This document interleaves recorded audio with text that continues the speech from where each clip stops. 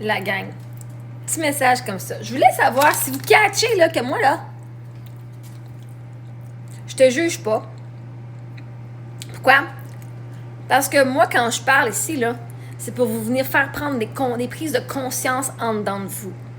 Moi, je sais qu'on est tous des êtres divins, qu'on est tous de la valeur, qu'on a tous de la qualité, qu'on est tous incroyables. Donc, je crois que tu es une bonne mère, que tu fais de ton mieux. Je crois que tu es un bon père, tu fais de ton mieux. Par contre, je dis pas mais, par contre, quand je fais mes vidéos avec du monde qui vient de me bitcher, du monde qui vient de me dire des histoires, et qui encore se dit, puis qui viennent dire « Ah, parce qu'on n'est pas des bonnes mères », puis ils viennent faire la victime. Je vais vous encourager à aller faire des prises de conscience. Pourquoi est-ce que vous donnez le pouvoir à une personne random sur Internet? Parce que si tu donnes moi le pouvoir de dire que tu es une bonne mère, alors que tu sais tout ce que tu fais pour tes enfants, ça veut dire que là, tu me donnes le pouvoir à une personne que tu connais pas.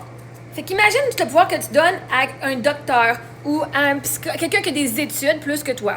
Tu as étudié dans le domaine, fait que je vais donner mon pouvoir à cette personne-là. Alors que ces personnes-là ne sont pas dans ton quotidien, dans ta vie, à voir les effets. Fait que même s'ils disent, oui, selon les études, c'est mieux de faire ça, mais selon ton enfant, non. Selon les conséquences, les répercussions des choix sur tes enfants, non, c'est pas du sens. Et c'est pour ça un enfant, c'est pas un moule. Quand vous écoutez les études, vous êtes en train littéralement de dire, mon enfant, c'est dans un moule. Son enfant était en manufacture, right? Oui, les livres fonctionneraient et tout ce que les études diraient serait mieux pour vos enfants parce que vos enfants seraient dans un moule. Ils seraient tous le même modèle, toutes les mêmes affaires, tous les mêmes patterns, ça serait facile à faire. Le problème, c'est que vos enfants ne sont pas dans un moule. Ils ont chacun leurs croyances, ils ont chacun leur vécu, ils ont chacun des parents différents, ils ont chacun leur mode d'apprentissage différent. Donc, quand tu dis, oui, mais moi, je vais faire ça parce que telle étude dit que c'est mieux pour les enfants, sans prendre en considération les besoins de tes enfants propres à eux, tu es en train de donner ton pouvoir à d'autres. Tu te dis, ah, mais je suis un bon parent parce que j'applique ça. Non, t'es pas. Est-ce que tu peux être considéré un bon parent si tu n'écoutes pas les besoins de tes enfants? Tu es un parent qui ne peut pas être jugé par les autorités. Tu es un parent qui donne son pouvoir aux autres. C'est pas que tu n'es pas un mauvais parent.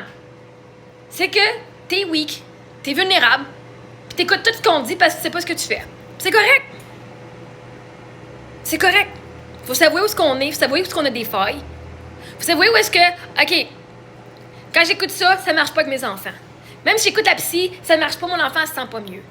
Même si j'écoute les experts qui disent c'est mieux, mon enfant est pas mieux, puis moi, je suis pas mieux à la fin de la journée. Fait à partir de là, c'est là que vous devez reconnecter avec votre propre âme, votre propre intuition et dire, même si on me crie que c'est ça que je dois faire, pour mon enfant, si ça ne fit pas, je vais faire ce qui est mieux pour mon enfant.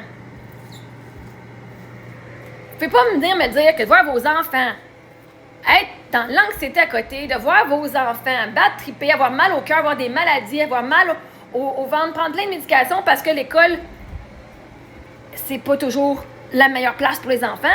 Vous ne pouvez pas venir me faire dire que vous dormez bien le soir.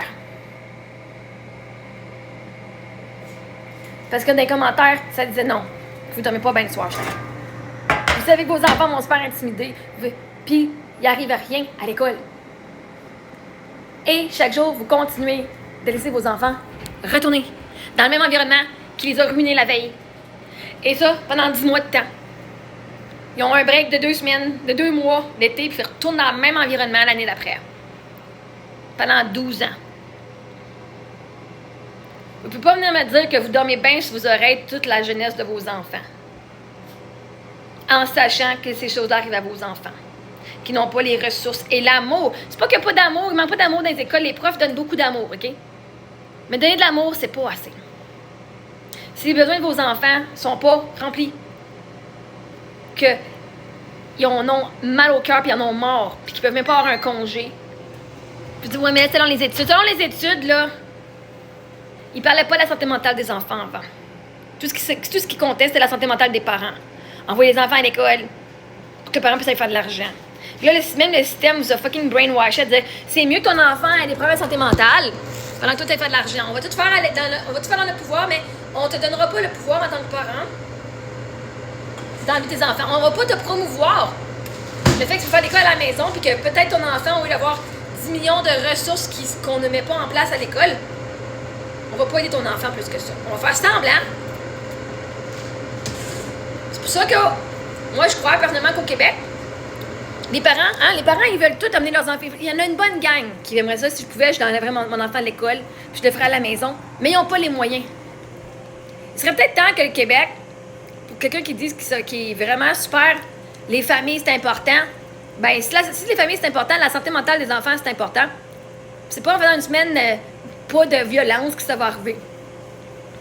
Peut-être qu'il est temps qu'ils donnent de l'argent aux familles qui décident d'éduquer leurs propres enfants, parce que justement, ça va apporter un soulagement au système qui est déjà over. Les parents qui disent qu'ils n'ont pas les moyens pour rester à la maison, au moins ça leur donnerait plus de ressources pour pouvoir s'occuper de leurs propres enfants et leur donner l'amour et les soins que ces enfants-là ont besoin au quotidien. On donne de l'argent à une école qui va donner ce funding-là à d'autres élèves qui sont plus en besoin. Au moins, chaque enfant pourrait avoir ses propres choses. Mais bon, bref, tout ça pour dire, si t'es un parent qui, quand tu m'écoutes, tu dis « Je suis pas un bon parent, je suis pas un bon parent », moi, je suis pas ici à dire si t'es un bon parent ou pas. C'est pas ma job. Tu me payes pas pour que je te dise si t'es un bon parent. Puis je vais pas te dire ce que tu veux entendre. Si ton enfant est négligé émotionnellement et physiquement parce que tu veux pas lâcher ta job ou que tu veux pas avoir moins ou que whatever, OK?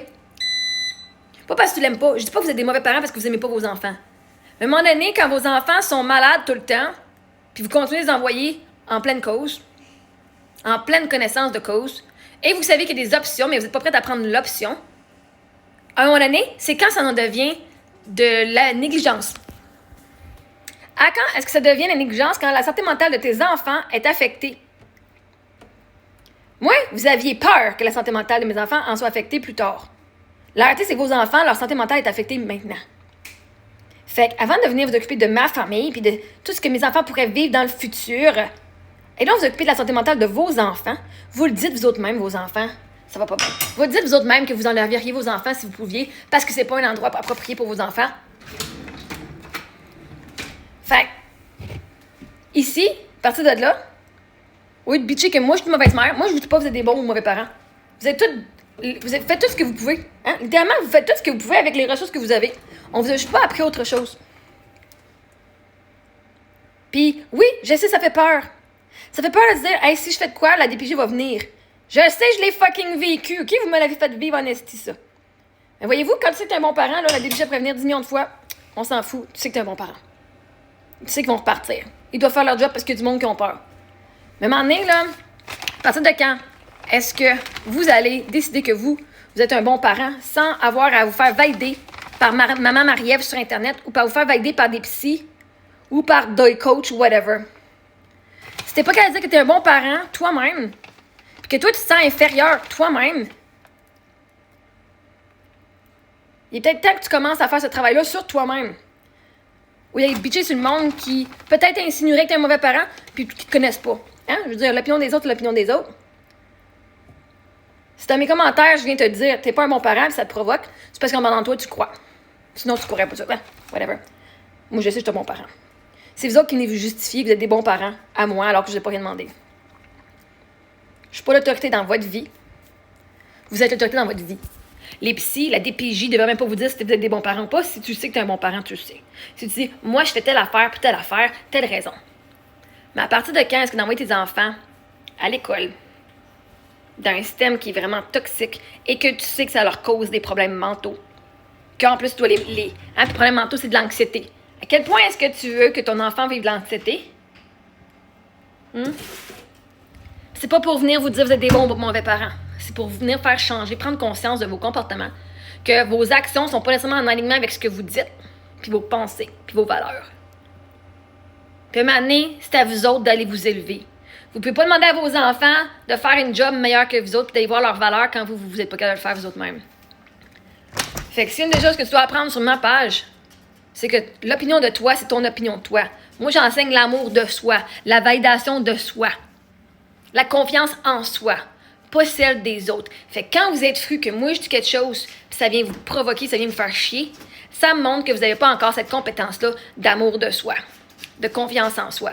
Puis que vous attendez à ce que Marie-Ève, elle vienne vous donner la main, puis dire « Ah, t'es une bonne maman. » Ben, donne-toi là, t'es capable. Regarde-toi dans le miroir, puis dis-toi comment t'es une bonne mère.